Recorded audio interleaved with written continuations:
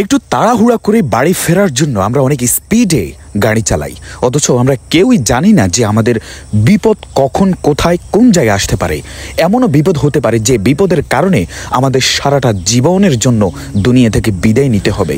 দর্শক, গতকাল রাতেই গাইবান্ধা জেলার গোবিন্দগঞ্জ থানার একটি পার্শ্ববর্তী একটা রাস্তাতেই এমন মর্মান্তিক দুর্ঘটনা ঘটে।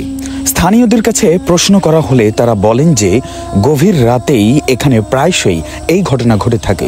তবে কেউ কেউ বলছেন যে একটা পাগলির কারণে এমন ঘটনা প্রায়শই ঘটে। দর্শক, তার আগে একটা কথা বলে নেই, আমি কিন্তু এই ফুটেজটা আমারই এক পরিচিত এক ভাইয়ের কাছ থেকে নিয়েছি। তিনি ভিডিওটি রেকর্ড করার সময় ভুলবশত তার মাইক্রোফোনটি তিনি রেকর্ড দিতে পারেন নাই, যার কারণে আমি যাদের কাছে প্রশ্নটা করা হয়েছে, যারা এই ঘটনাস্থলে ছিলেন এবং যারা উত্তর দিয়েছেন, কথা বলেছেন ওনার সাথে, কারো কথাই কিন্তু রেকর্ড হয় নাই। যার কারণে আপনাদের কাছে আমরা যেভাবে বক্তব্যটি স্থাপন করছি সেটি শুধুমাত্র তাদেরই মুখের কথা আমরা বলছি।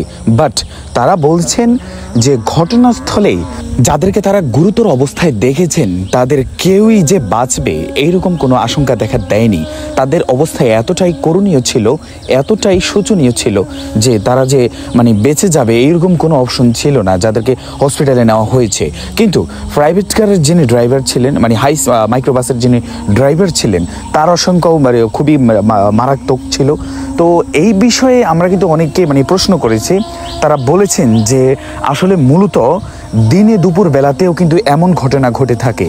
তাদের এলাকাতে নাকি প্রায় 70 বছরের এক পাগলির কারণে এমন ঘটনা প্রায়শই ঘটে। এই পাগলিরই হাজব্যান্ড ঠিক এই একই জায়গায় দুনিয়া থেকে বিদায় নিয়েছেন সড়ক দুর্ঘটনায়। তো দর্শক, আসলে আমরা বলতে পারি যে আল্লাহর হুকুম সব কিছুই। আর আরেকটা বিষয় হচ্ছে, আল্লাহর হুকুম ছাড়া যদিও কিছু নড়ে না, কিন্তু আমাদের মানুষেরও কিছু ভুল থাকে।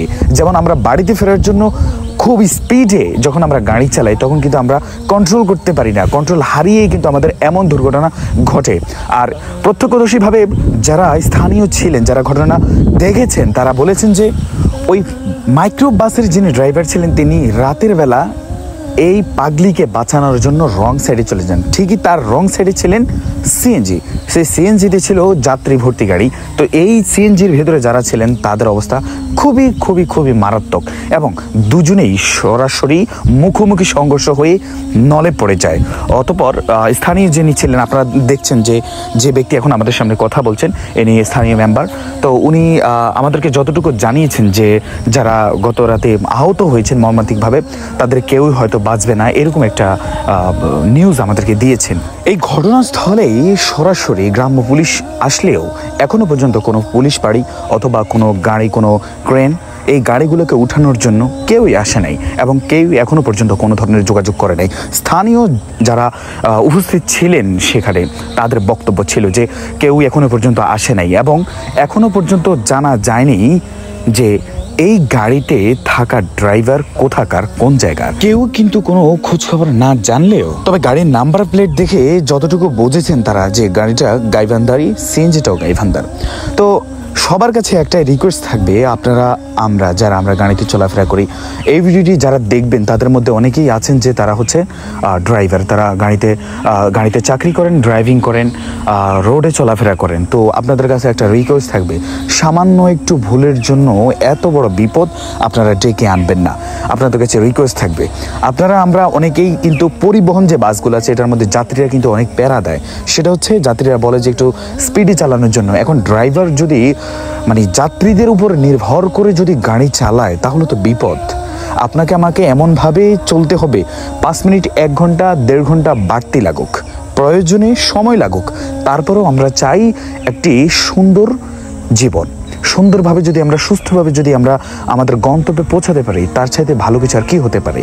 অথচ দেখেন আমাদের প্রত্যেকটা মানুষের জীবনে শুধু তাড়াহুড়া ছাড়া আর কিছুই নেই। এই সামান্য তাড়াহুড়ার কারণেই আজ এত বড় দুর্ঘটনা এবং 5 জন মানুষের জীবন মৃত্যুর মুখে।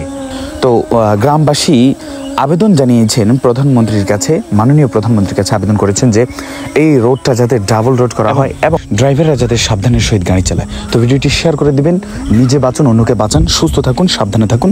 আল্লাহ হাফিজ, আসসালামু আলাইকুম রহমতুল্লাহ।